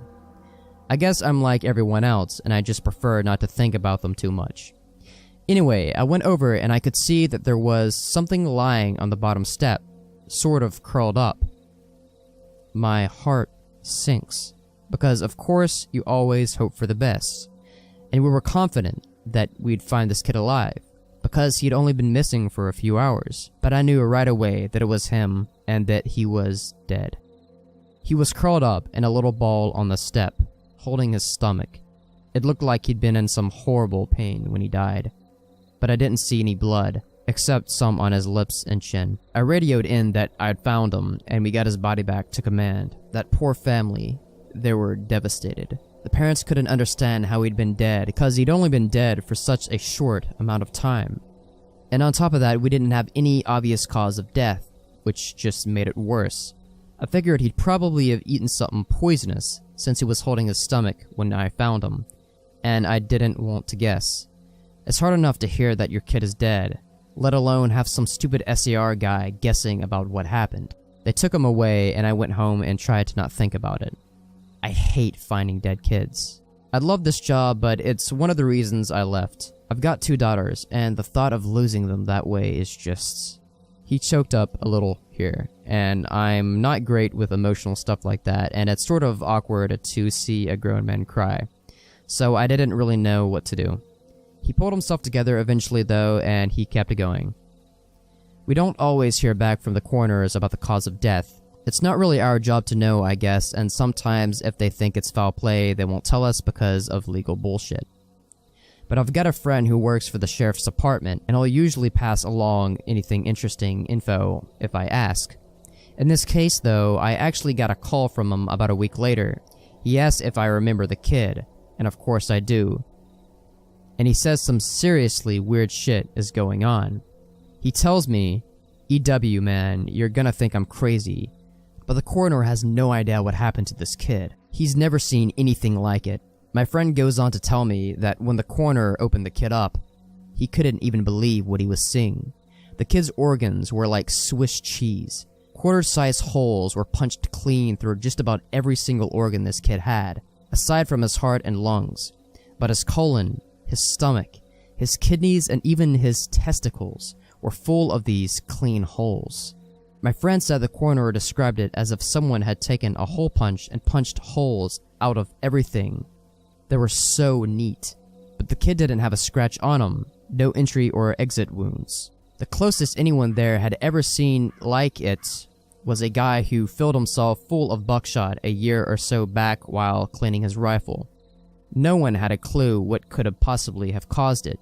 My friend asked me if I had heard anything like it, or if we had any similar cases in the past, but I've never heard anything like that before, and I told him I wasn't going to be of any help to him. As far as I know, the coroner determined the cause of death as something like massive internal bleeding, but no one knows what really happened. I've never been able to forget the thought of that kid. I have nightmares about it sometimes. I don't let my kids go into the woods alone, and when we go together, I never let them out of my sight. I used to love it out here, but that case and a couple of others just sort of ruined it for me. Dinner was over, so we started to clean up and go back to our cabins. Before we went our separate ways, he put his hand on my shoulder and looked at me really close. He tells me that there's bad things out there, things that don't care if we have families or lives, or that we can think and feel. He tells me to be careful, and he walks away. I didn't have a chance to talk with him again, but that story stuck with me. By pure coincidence, I got to talk to another vet, PB, who's been in the SAR field for years. We were partnered on a grip sweep during a training exercise, and we were chatting casually about how we liked the job, what kinds of things we'd seen, and like. At one point, we passed an old set of stairs, though these were probably from an old fire lookout, given the area that we were in. I sort of casually mentioned that I was curious about the stairs, and that I wished I knew more about them. He got kind of quiet and looked like he wanted to tell me something, but I wasn't sure if he should. Finally, he told me to turn off my radio. Obviously, this is something we are never, ever supposed to do, but I did it anyway, and he did the same. About 7 years ago, he tells me, he was out on a call with a rookie. They were in an area of a park that's had a strange reports and events. Disappearances, stories about lights in the forest, odd noises, things like that. The rookie was totally spooked. Kept on going on about things in the woods. According to PB, the guy wouldn't stop talking about the goat man. Just on and on. The goat man this and the goat man that. Finally, I told him there was plenty else to be afraid of out there that was very, very real, and that he'd be better off getting over this thing with the goat man. The rookie wanted to know what kind of things I was talking about, and I just told him to shut up and walk. We crested a little ridge, and there was a staircase about 10 yards ahead. The rookie stops dead in his tracks and just stands there looking at them. I tell him, "See, that's something you should be afraid of." The rookie asked me what the hell are these doing out here, and for some reason, I just open up and tell him the truth, or what I've been told is the truth. I could have gotten in a shit ton of trouble for doing what I did, and I could get in a lot of trouble for repeating it to you, but you're a nice kid, and I want you to stop looking into this. Quit while you're ahead. So I'll tell you what I know, under the condition that you never breathe a word of this to the sups. I told him I wouldn't say a word, and he double checks that our radios are off. When I first started out, we were a little less tight-lipped about them, and other things that happen out here. We warned people before they were even hired that there was weird shit going on.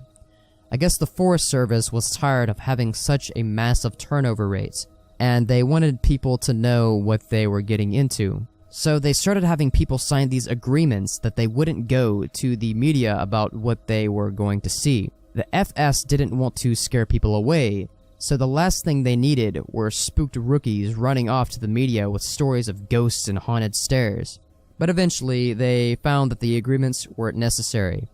People not only didn't want to talk about what they saw, they wouldn't.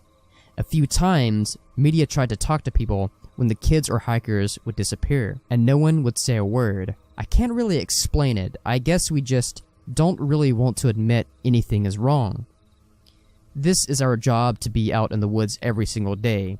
We don't want to be spooked, and the best way to avoid this is to pretend like everything's okay. So I'll tell you everything I can think of, and after that, I am done talking about it for good. And I expect you not to bring it up around me ever again. The stairs have been out here as long as the parks have existed. We have records going back to decades describing them. Sometimes people go up to them and nothing happens. Other times, look, I really don't want to talk about this, but sometimes, well, really bad shit happens. I saw one guy that got his hand sliced clean off when he got to the top step. He reached out to touch a tree branch, and it happened so fast. 1 second his hand was there, and the next, it was gone. A completely clean wound.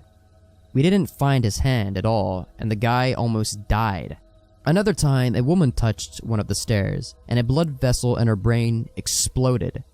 Literally exploded like a water balloon. She sort of stumbled down and came over to me, and all she got out was, "I think something is wrong with me." She dropped like a sack of flour, dead before she hit the ground. I'll never forget the way the blood leaked into the side of her eye. Before she died, I watched it turn red. I watched it happen, and there wasn't a single thing I could do to help. We warn people not to go anywhere near them, but there's always at least one idiot who does, and even if nothing happens to them, something bad always happens. Kids go missing as we're on their trail, sometimes dies the next day, cut in half in a completely safe part of the park. I don't know why, but something bad always happens. I don't know exactly why they're out there, but it doesn't matter. They're here, and if we're smart, we tell our new officers exactly what they're capable of. We were both quiet for a little while. I was afraid to talk because I wasn't sure if he was done. He looked like he wanted to say something else. Finally, he spoke up again. "Have you ever noticed how you can't find the same ones twice?" I nodded, expecting him to continue, but he just stayed quiet, walking alongside me, and eventually he started a story about the biggest deer he'd seen in the park. I didn't bring up the subject again, and I didn't press him for any more stories. He dropped out of the op the next day. Apparently he left before the sun came up. He said he was sick. None of us have heard from him since he left.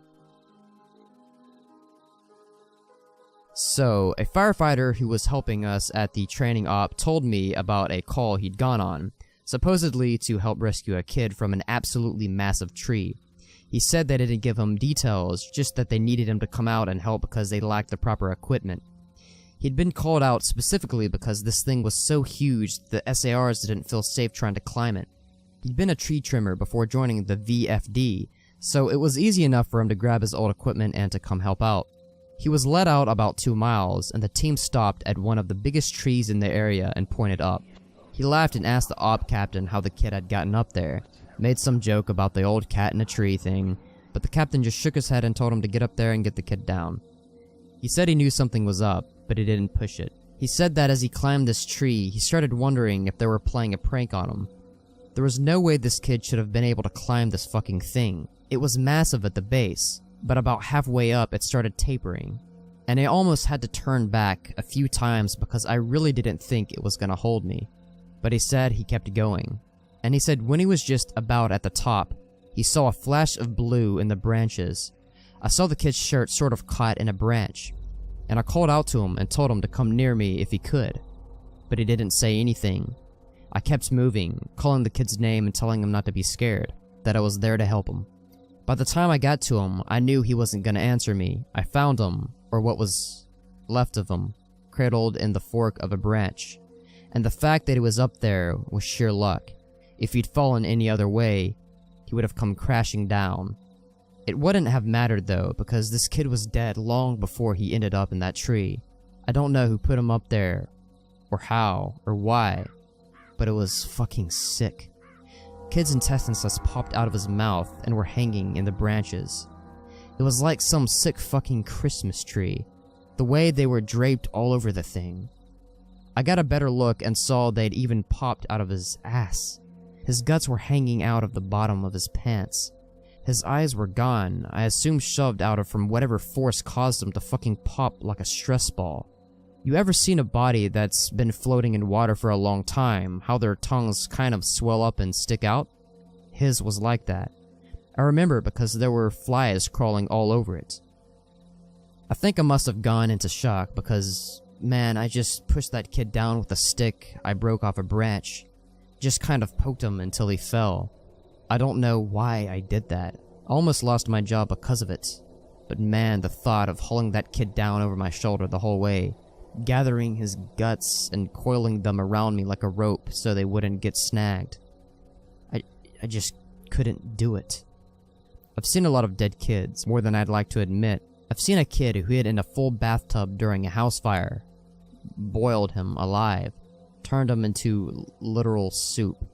But this, I don't know what did this, but the thought of touching that kid's body made me feel like I was gonna lose my mind. I heard him hit the ground and I figured everyone would freak out. But they knew he was dead when they sent me up there. They didn't say anything, but they didn't shout or freak out or anything. I got to the bottom and I started to get up in the captain's face, asking him who he thought he was sending me up there when they knew damn well the kid was dead. But he just told me it was none of my concern and thanked me for getting the evidence down. I remember it specifically because it was so weird to hear it phrased that way. The evidence, like he wasn't even a person. Like he'd never been a little kid who got lost and had some fucking unspeakable thing happen to him. The captain had a crew lead me back out of the woods, but he and 2 others stayed behind, and I thought that was weird. Why wouldn't they have me help this kid get out? I tried asking, but the guys leading me out just told me they couldn't discuss an open case. I asked him what he thought had happened to the kid, and he got really pensive and thought about it for a bit. I would have said crush injury based on how his guts came out like that, but with those injuries you see massive contusions under the skin, obvious trauma. This wasn't like that. It was almost like that kid got in a big vacuum and had his guts sucked out. But even then, there was no trauma. None at all. It bothers me. Man, it bothers the hell out of me. Another story is one of the vets at the training op reads No Sleep and he recognized my stories. He knows me pretty well and we've swapped stories before. He asked if he could share something he noticed about the stairs and some thoughts he had. I'm really glad you decided to share these. I think it's important that people be aware of what's out there, especially since the Forest Service is doing such a good job at covering it all up. I asked him what he meant. What do you mean? What do I mean? The lack of any kind of media attention. No coverage of missing kids or bodies found miles from where they'd last gotten lost in the first place. David Paulides hit this right on the head. The FS is doing everything they can to keep people coming here, even if it isn't safe. I mean, to be fair, it's not like these things happen every day, but the numbers add up, and that's worth looking into, especially the stairs. I was surprised you didn't mention the flipped ones. I didn't know what he was talking about. I couldn't remember him ever talking about something like that. He seemed somewhat incredulous. Dude, I can't believe you've been on this long without seeing them. No one told you about them? I shrugged and asked him to elaborate. Well, there's the normal stairs, the ones that pop out when we're out a ways. I know you know about them, but sometimes I've run across ones that are flipped upside down. I guess it would be like if you had a dollhouse, but the stairs were a separate piece. Now take that, flip it upside down so the top step is stuck in the dirt, then put it out in the woods. They're like that. I don't see them as often, but they're odd, to say the least. Makes me think of footage taken after a tornado, when houses are blown apart and random things are left standing, like chimneys and garden walls. Those ones freak me out more than the normal ones because I can't really write those things off as easily. I don't get scared very easily either, like most of us who work here, but that idea stuck with me, and it bothers me. I'm going to try to find more about them. He also mentioned how many people were bothered about the guy with no face. He got really excited and told me he'd seen something similar. I was out on a training exercise a few years ago. I was camped out in my tent and I heard something walking around outside of the camp. We're told not to wander far, which you know, so I wondered if maybe it was a rookie who had gotten up to pee and couldn't find his way back. Remember that guy in our group a few years back who almost fell off the damn mountain? Well, I am paranoid about that happening again, so I got up to see what was going on. I went to the edge of the camp and I called to whoever it was and told them that the camp was this way. But they kept going back out into the woods, so I went after them. I know it was stupid, but I was half asleep and I just really didn't want to deal with some idiot getting hurt. I followed this thing on a dead straight course for about a mile. and then it stopped on the edge of a little river. I could see the outline of it because the water was reflecting the moon, and it looked like just an ordinary guy. He had a pack on, and it looked like he was facing me. I asked if he was okay, if he needed help, and he cocked his head like he didn't understand me. I always have my pocket knife on me, and it's got a little thumb light attached to it, so I turned it on and lit up his chest so I wouldn't blind him. He was breathing slow and deep, so I wondered if he was sleepwalking. I went closer and asked him if he was okay. I moved the light up, and something didn't seem right, so I stopped. He kept breathing in this real slow, deep way, and I sort of figured out gradually that that's what was bothering me. It was like he was pretending to breathe, but not actually doing it. His breaths were too even and deep, like his shoulders going up and his chest moving. I told him to identify himself, and he made this muffled noise.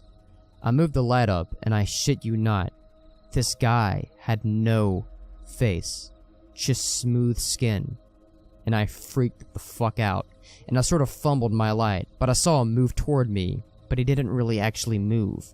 I don't know how to explain it, but 1 second he was at the edge of the river, and the next he was 5 feet away from me. I never looked away or blinked. It was like he moved so fast my brain couldn't keep up. I tripped and fell on my ass, and I could see this line open on his throat. It stretched up to his ears, and his head tilted back, and he smiled at me with his throat. There wasn't even any blood, just this gaping dark hole, and I swear he smiled at me with this gash in his throat. I got up and ran as fast as I could back to the camp. I couldn't hear him following me, but I felt like he was always right behind me, even though when I looked back I couldn't see him. I calmed down when I got back to the camp. The fire was still going, and I guess that pack mentality of being with other people made me stop and breathe for a little. I waited by the fire to see if he'd follow me there, but I didn't hear anything else for a few hours, so I went back to bed. I know it sounds weird, but the whole thing was just so surreal that it was almost like I immediately wrote it off as my imagination. Another story is, we were telling ghost stories one night before bed just to stare at each other and poke some fun at whoever got creeped out. Most of the time it's the rookies, but one woman told a story that actually managed to get under my skin a little bit. She said it was true, but then again, every ghost story told around a campfire is true. Somehow though, I don't think she was making it up. It had that ring of truth that only really traumatizing events have. She said that when she was a kid, she and her friend used to go out in the woods behind her house a lot. She lived in northern Maine, where there's a lot of dense, unpopulated national forests. She said the woods up there aren't like they are here. They're so thick in places that the trees block out the sun almost completely. She and her friend grew up there, so they weren't scared of being out there alone, but they always did maintain a sense of caution in certain areas. She said it was never really talked about, but they always knew not to go more than a mile or two beyond their homes. The adults never said why, but it was an unspoken rule that no one ventured out that far. She and her friend made up stories about bears as big as houses that lived out there, and they used to scare each other by hiding and making growling noises while the others searched for them. She said one summer there was a series of awful storms that blew down a lot of trees and set one part of the forest a few miles behind her house on fire. Fire crews got it under control, and she said some of them came back, not quite the same. It was like they'd been to war. You could tell who really got scared because they had that same look on their face. I think it's called shell shock. My friend and I said they were like walking dead people. They didn't smile or say anything if you went up to them, and most of them left town as soon as everything was over. But they said they didn't know what I was talking about. Once everyone told the woods were safe again, my friend and I decided to hike out to where the fire had been. We didn't tell our parents where we were going, and it was pretty exciting that we were disobeying them like that. We hiked out about 2 miles or so, and we started seeing burnt trees and stuff. I remember my friend got really upset because we found the skeleton of a deer curled up under a tree, and I practically had to drag her away. She wanted to bury it, but I didn't want her touching it because its antlers were weird. I can't remember why, I just remember thinking that there was something wrong with them, and I didn't want either of us going near it. The farther we went, the more burnt everything got. Eventually, there was no standing trees, and it was like being on another planet. Almost nothing green, just brown and black everywhere. We were standing there looking at it all, and we both heard someone shouting in the distance. I panicked because I thought it was my dad, and that he was going to tell me I was grounded. My friend broke off and went to hide behind a big rock, because she said she didn't want to be caught out there. Her parents had forbidden her to come out in the woods at all, and she lied and told them we were going to a movie. I followed her and we kept listening. I could hear this voice getting closer, and I realized they were calling for help. I thought maybe it was some hiker who had gotten lost and needed directions back to town. That used to happen all the time, so I was used to helping people out. I heard him following my voice, so I kept calling out, and I saw him running in the distance. He got closer and I could see that his face was all red. I told my friend to give me her pack because she had a first aid kit. She made this noise like she was grossed out, and she asked if I saw his face. I told her to shut up, and I jogged up to meet him. I stopped about halfway when he stopped in front of me. I could see that his nose and lips and part of his forehead were all gone. It was like they'd been sliced clean off. He was bleeding bad, and I saw that the knees of his pants were red too. I took a step back because I was too scared to move much, and he grabbed my shoulders. It felt like I got a shock, and he jerked back. He started babbling, and I couldn't tell what he was saying, except that he was asking how long he'd been gone. He asked me where his unit was, but I just shook my head. He looked me over, and he saw my Walkman, and he screamed. He just kept babbling and touching his face, and I realized he wasn't wearing the right clothing. He had some kind of weird gray cloth jacket and almost formal pants on, and the jacket had these weird buttons and red borders on it. I kept shaking my head and I told him I couldn't understand what he was saying. I went to open my first aid kit, but he just screamed again and said the only thing that I could really understand: "Don't touch me. You'll make me go back there."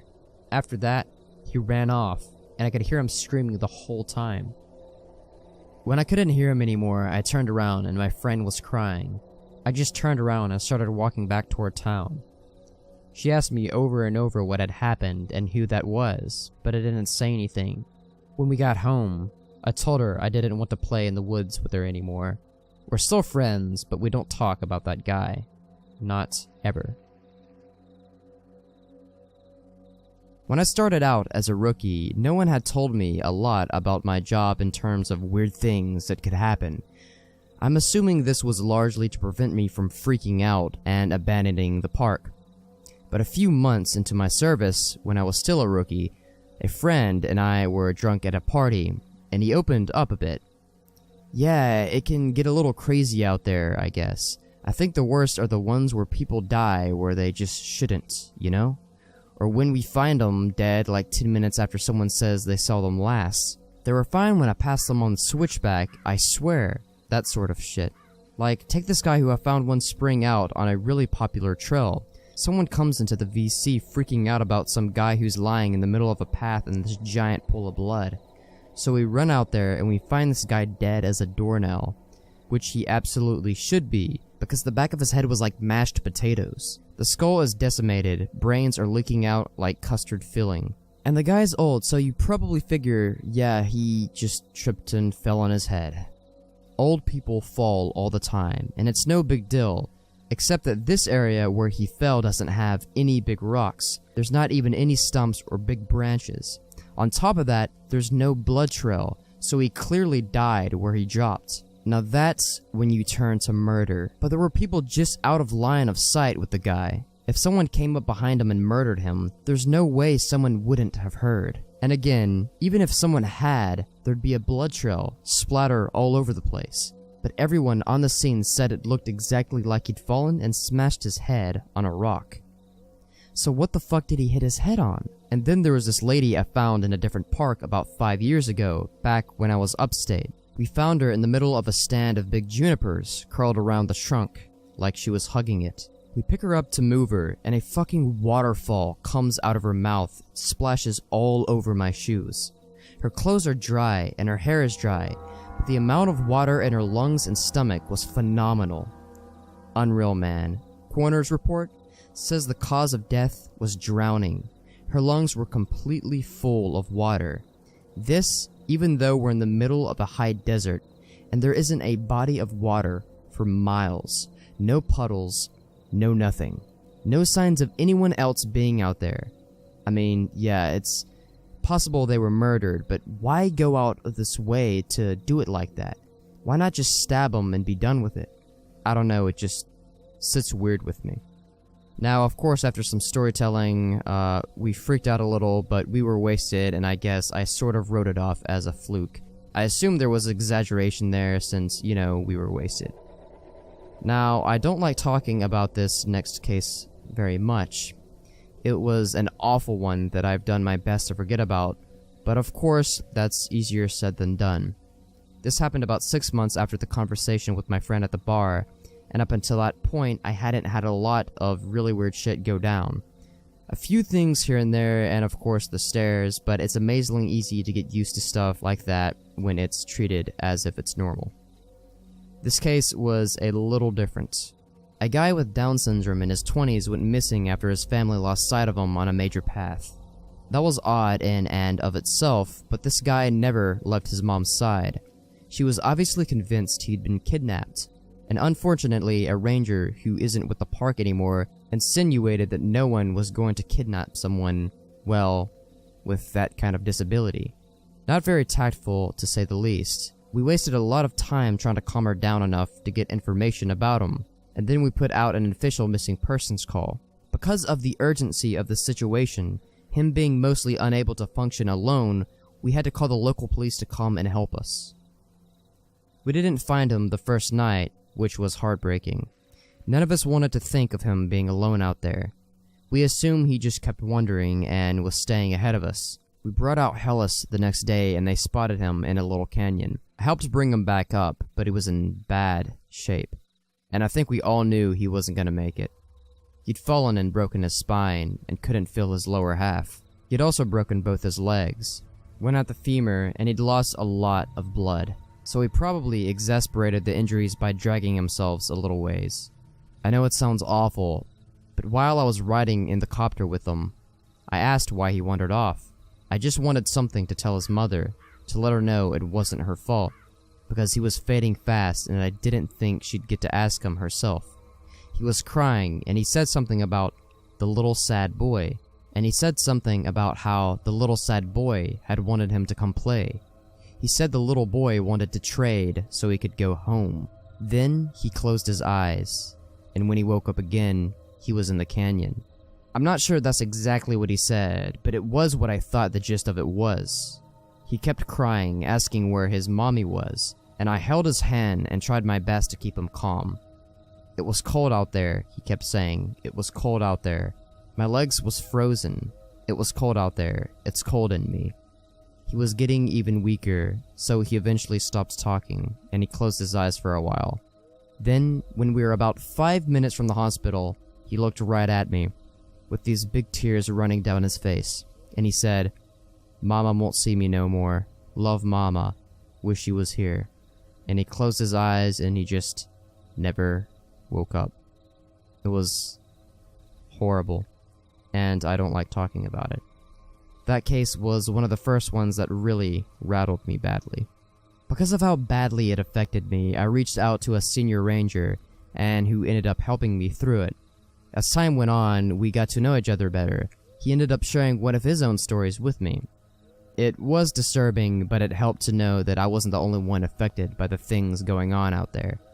I think this must have happened before you got here, because I think if it had happened while you were here, you would have remembered it. I know it didn't happen in the news for some reason, but I think most people who've been here long enough know about it. The park sold off a portion of land to a logging company, and it was really a controversial thing. But it wasn't that long or old of a plot, and it was right after the recession, so we needed cash bad. Anyway, they were felling this plot of land, and we get a call that we need to get our supervisors out right away. I don't know why, but they ended up sending me and a few other guys along with the heads. I guess for power and numbers, to see what was up. We got there and all these guys are crowded around a tree that they've just cut down. They're all pissed off and freaking out, and the foreman comes over and says he wants to know what we think we're up to. What the hell y'all think this is? Some kind of sick joke? You've got a lot of fucking nerve pulling this shit. We brought this land fair and square. Well, we don't know what the hell he was talking about, so he brings us over to this felled tree and points at it and tells us that when they cut it down, it was just like this, and they'll be damned if they put it there. The inside of the tree was all rotted out and hollow in one point, and when they'd cut it down, it had exposed that chamber, and inside it is a hand, like a perfectly severed hand, and looks like it actually fused with inside of the tree. Well, now we think they're pulling a joke, so we tell them that we don't like being fucked with, and we start to leave. But they tell us they've already called the cops, and that they'll go right to the media if we don't stick around. Well, that gets the head's attention, so they stick around and talk to the police about it. Everyone is denying that they put the hand in there, and besides, how would anyone have even done it? It's clearly a real hand. But it's not mummified or skeletal, it's brand new. Probably not even a day old. And it is definitely fused with the wood. You can see that it's coming right out of it. The loggers, they insist that they didn't put it there. Somehow, this fresh human hand ended up fused inside of this living tree. The cops have them cut down a section of the tree into a movable chunk. Then they take the hand away and the area is closed off. There was a pretty big investigation, but I know they didn't find any answers. Now it's become this legend, and as far as I know, we haven't sold any more property for logging. Now, as you all know, I went to a training seminar recently and heard some amazing and horrible things there. One of the guys I talked to while I was there told me a story when we were all around the campfire one night. We were both pretty drunk, you'll see the pattern here, and we were swapping stories. He told me this one. Me and another guy were out on a field search because some campers reported screaming noises at night. So we head out there to look for whatever fucking mountain lion has wandered into the area, and I'm pissed. We've had 3 of them show up in the camping areas that year alone, and I'm getting tired as hell having to constantly deal with them. Plus, I just don't like them anyway. They're a pain in the ass, and they're loud and they scare the shit out of me. Fucking cats. Pieces of shit. I'm groaning about it to the guy I'm with, and he thinks it's a real fucking riot. So we're seeing all these broken branches and what looks like dens, and we're pretty sure we know where this thing is. I call in and they tell me to confirm if possible, which you know just means they want you to step in a big pile of shit and use that as proof. I'm not seeing anything though, so I basically just tell them to shove it, I'm done. We know that damn thing's out here somewhere. Even if I'm not stepping in its shit or inside its mouth or whatever. Guy I'm with wanders off to take a piss or whatever, and I stay behind watching this little burrow under a tree to see if maybe a fox or something is living under it. Cause I love foxes, man, they're cute as hell. But anyway, I'm watching this tree and I start hearing branches crackling, and it's coming from the direction my partner went opposite of. Now I've got my pistol, but you and I know both that that's not gonna do shit against a cat. I cock it and holler for my partner to get his dumbass back. I stand up and get my sights on where this thing is approaching, and I shit you not, man, I just about peed myself. This guy is coming toward me, and he's back, flipping through the fucking woods. Like, instead of walking, he's doing these crazy fucking backflips, and I swear to God, he cleared every fucking log and bush in his path.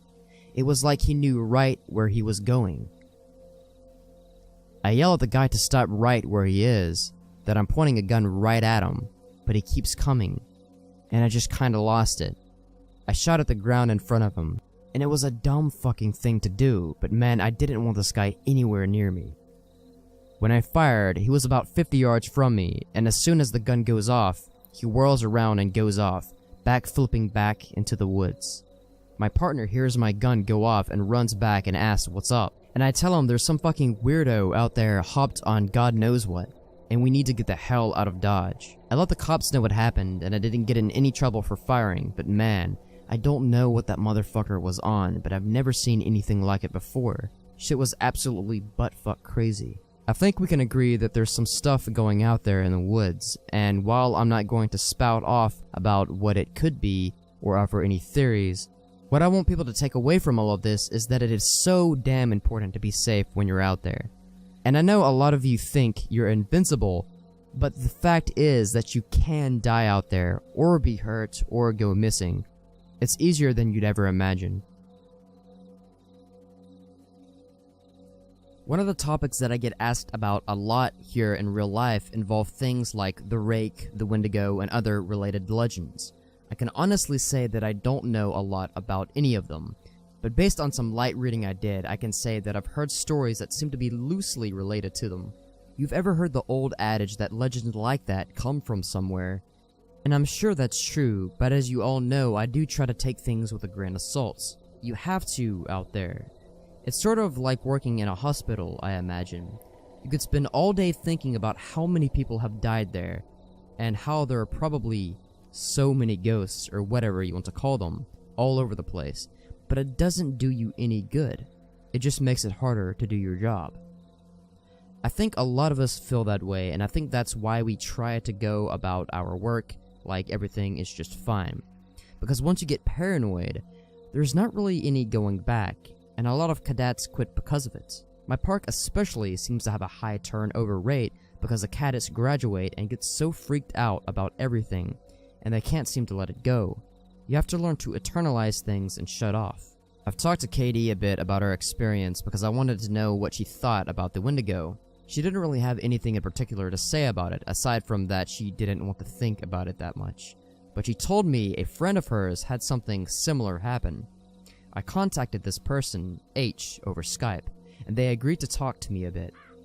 They're aware of my work here, and they're fine with me posting the story exactly as they wrote. This is how it goes. I grew up in Central Oregon, and there's a reservation called Warm Springs. It's about 2 hours or so from where I lived. I only mention that because a lot of people in my area have friends there, and a lot of the land in that area belongs to that tribe. When I was a kid, we used to go up camping up there. Not on the res, of course, but in that area. And I met a lot of kids who grew up there. I got to know one kid really well. His name was Nolan, and we ended up hanging out a lot when our families were in the area. Our folks got to know each other, so we'd all get in touch and camp out around the same time.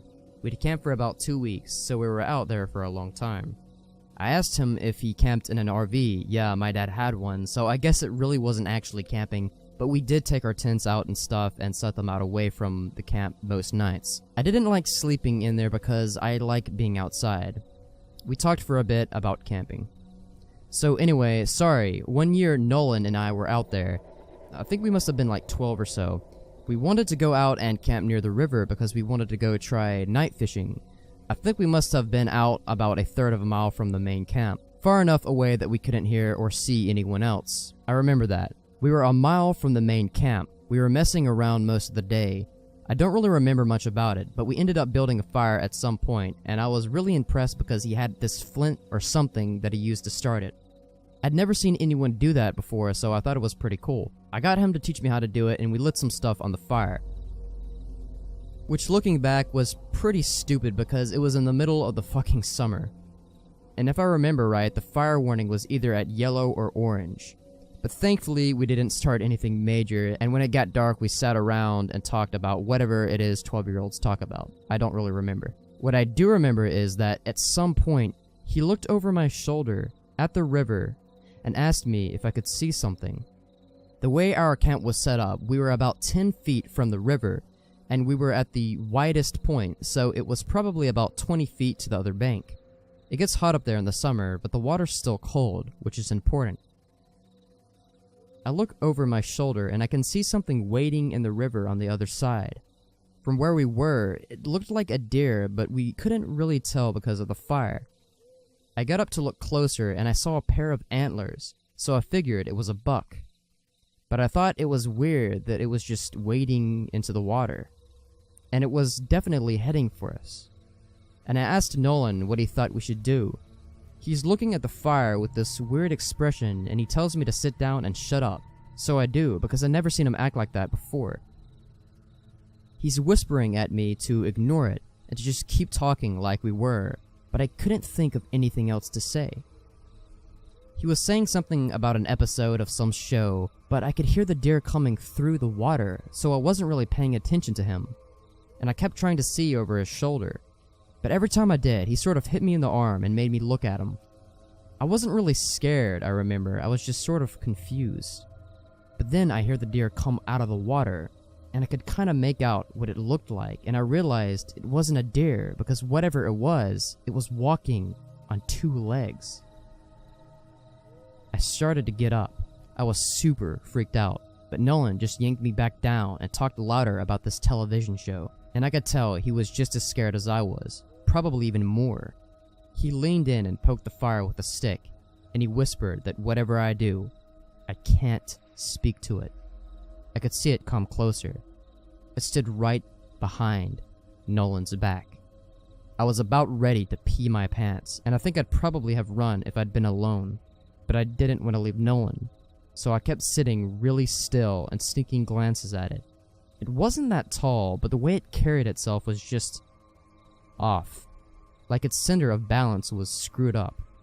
I can't really describe it. It's really hard to describe, but it was kind of like it kept shifting too far forward.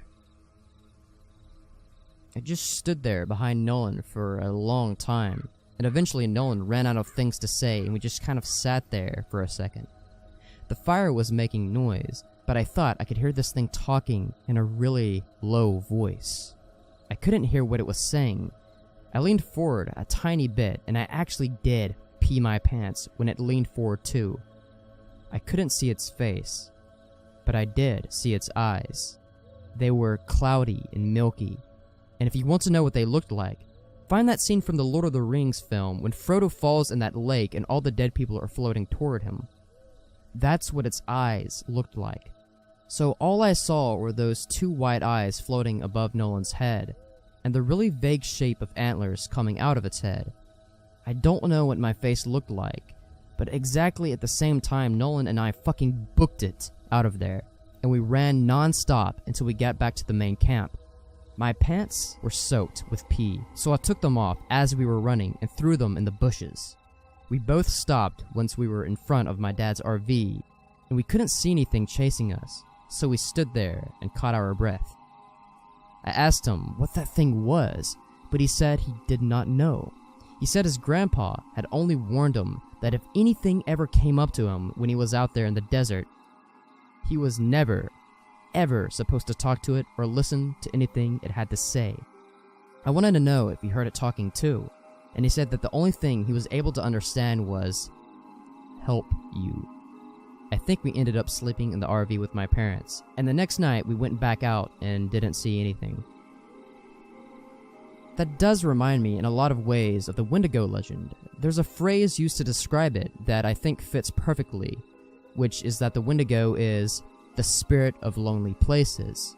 I know sometimes when I'm out in the wilds, where I know there's no one around me for miles and miles, I get this weird kind of craving that I can't really explain. I don't know if it happens to anyone else, but it's this desire to consume.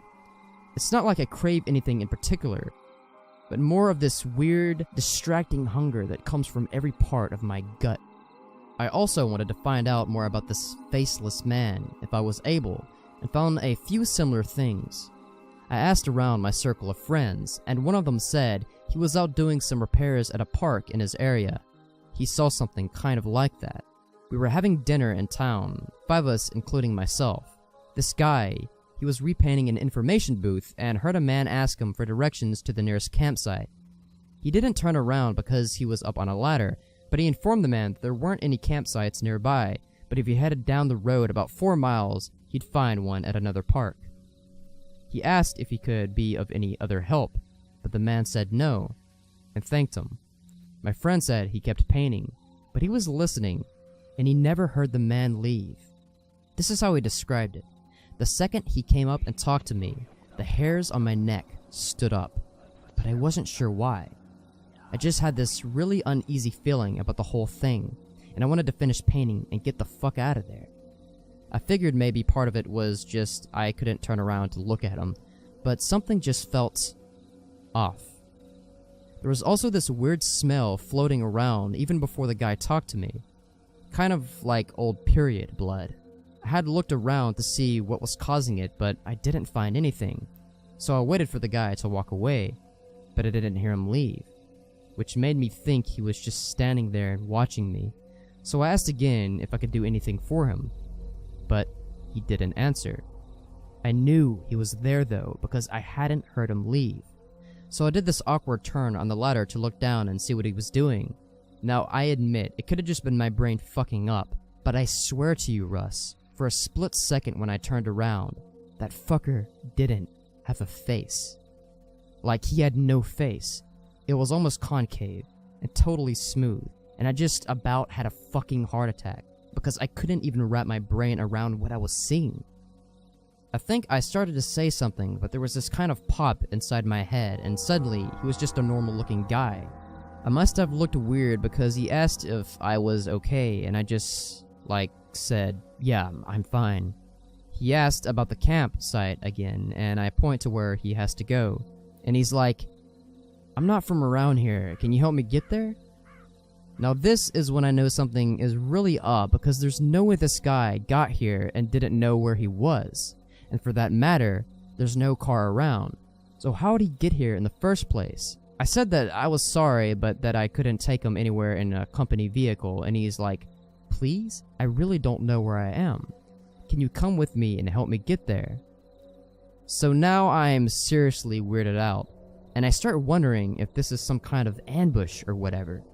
I told him I could call him a taxi to come up and take him where he wants to go, and I pull out my phone and he just goes, no, and walks away really quickly. But he doesn't walk out of the park. He walks back into the fucking trees, and I got right into the fucking truck and I got out of there as fast as I could. Screw the paint or whatever. I looked in my mirror to see where he was as I was leaving, and he was standing right at the tree line again. I don't know how he got there so fast, but this time I know that freak didn't have a face. He was just watching me leave, and right before I turned the corner, he took a big step back into the trees and kind of dissolved, I guess. Maybe it was just dark, so he blended in, but it felt more like he just melted away. Interestingly, right after this guy finished his story, someone else piped up another one, but with a slightly different twist. You know, actually, I had something sort of weird like that happen a while back. I was out doing some trail scouting, and I was out in the middle of nowhere figuring out what we were going to have this trail run through. I hadn't seen anyone else for probably a good 2 hours, so I wasn't really paying attention to where I was going. I was just looking at the ground for the most part. Then, out of nowhere, I crested this little hill and almost ran into this guy. He was older, probably in his 60s, and I started to apologize to him for running into him. And then I noticed his face. And I probably looked like a complete fucking douchebag because I stopped and stared at him. It took me a second to figure out what was wrong, but this guy's face was huge. I know that sounds weird, but that's the only way I can describe it. His head wasn't big or anything, it was just normal. But the amount of space his face took up was just way too much. Like if you took someone's face and enlarged it by about 2 times. He doesn't say anything, he just kind of stares at me. And I backed up and was kind of stuttering and saying I was sorry. And I went around him and fucking got out of there and did what I needed to do. The whole time I kept looking behind me because I was so freaked out that he'd pop up behind me or something. I know it sounds ridiculous, but I swear to you, it was one of the creepiest things I've ever seen. I switched the topic to the stairs a little later, and there was a definite shift in enthusiasm. No one spoke up at first. There is a real stigma around discussing them, even when we're away from work. But I broke the ice with a story of my own. And the guy who told the story about the faceless man told this one, albeit very quiet.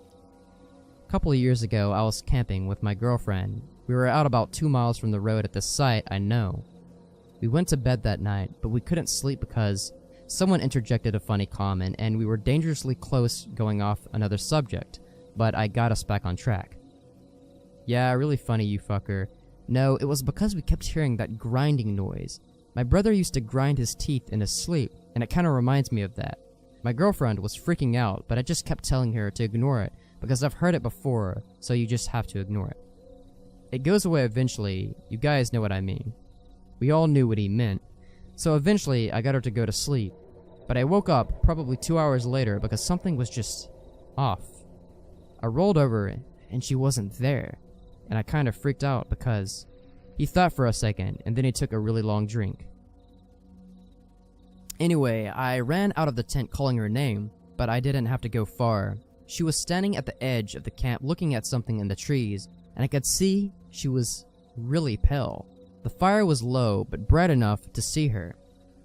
Anyway, so I ran up to see what was going on, and she was dead asleep, but her eyes were open.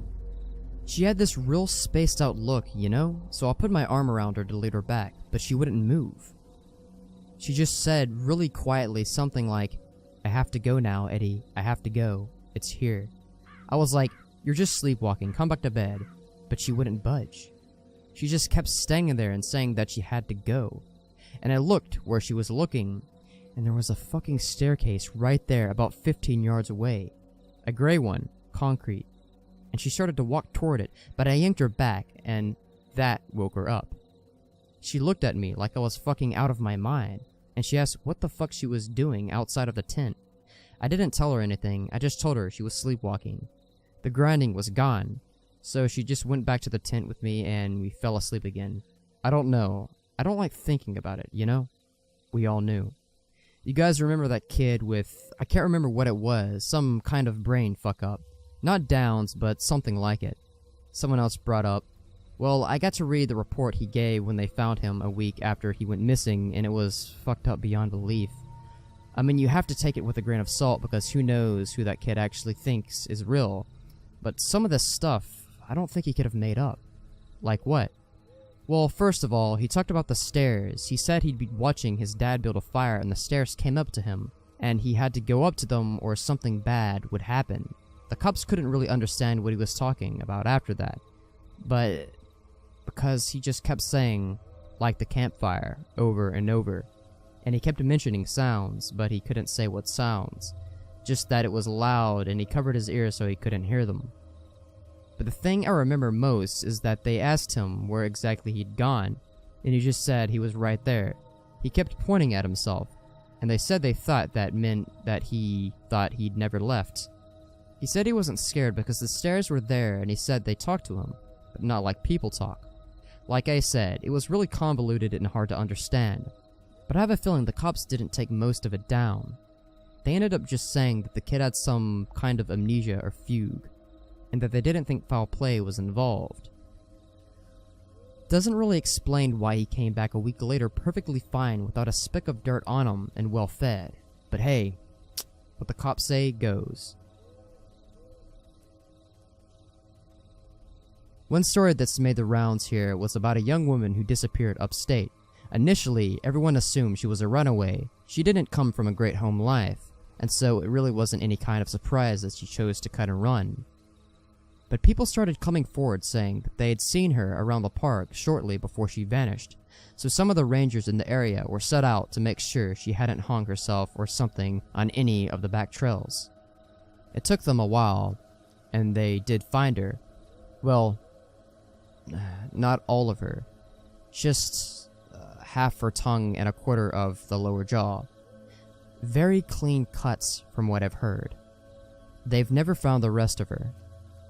So many stories about children, so many of them going missing and turning up in caves, wedged in between impossibly tight spaces, so many of them on mountain peaks or at the bottoms of sheer gullies, missing shoes, missing socks, or found with both in perfect condition despite them being miles and miles away from where they vanished. So many stories of black-eyed people wandering around the woods and calling out in the night, mimicking the sound of running water or a bobcat screaming. One man in particular goes to every news station he thinks he will listen to him and tells the same story. He was deer hunting, had camped out in a very remote area, and woke up because something was scraping against his tent. He thought it was a raccoon or a fox until the thing pressed its face against the door of the tent, at which point he could clearly make out a human nose and mouth. He kicked at it, but it looped back and was gone by the time he opened the tent flap, gun at his side. He fired 2 warning shots, and then when the sound had faded, he heard a snap behind him. A man was standing at the edge of the campsite. This man was not wearing any clothing, but he did not possess any kind of human flesh. As this hunter described it, the man was made of some kind of amalgamation of raw meat and hair, as if someone had scooped up roadkill and molded it into the vague shape of a man. The face was lumpy and only a rough approximation of a human face. The thing opened its lopsided mouth, and from it came the sound of a gun the hunter had fired.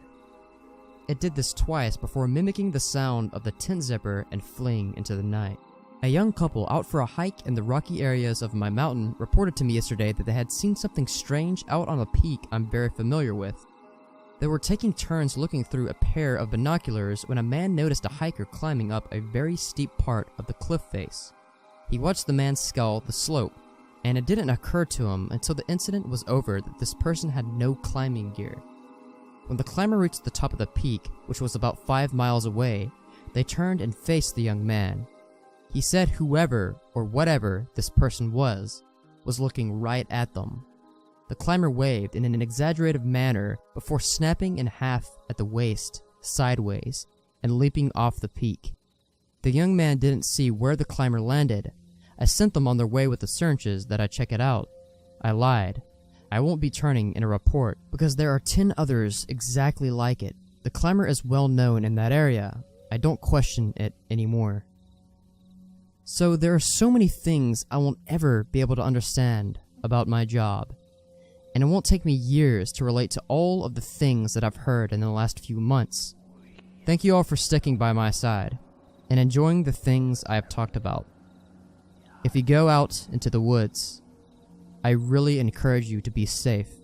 Bring water, food, and survival equipment. Let people know where you are going and when you'll be back. Don't go on uncharted paths unless you know exactly what you're doing. And above all, don't touch them. Don't look at them. Don't go up to them.